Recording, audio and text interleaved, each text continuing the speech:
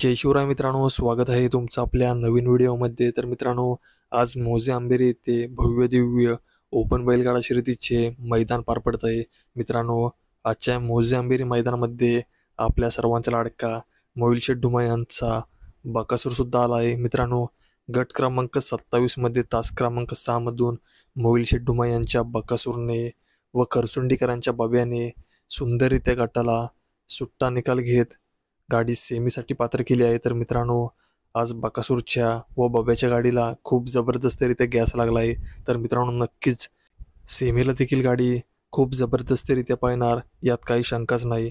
तसेच मित्रांनो, आपल्या सर्वांचा लाडका मोहिल शेठ ढुमा यांचा साम्राज्य सुद्धा आजच्या मौजे आंबेरी मैदानामध्ये आला होता। मित्रांनो, गट क्रमांक 21 मध्ये मोहिल शेठ ढुमा यांचा साम्राज्य देखील पाळला। मित्रांनो, साम्राज्याच्या गाडीला देखील खूप जबरदस्तरित्या गॅस लागला होता।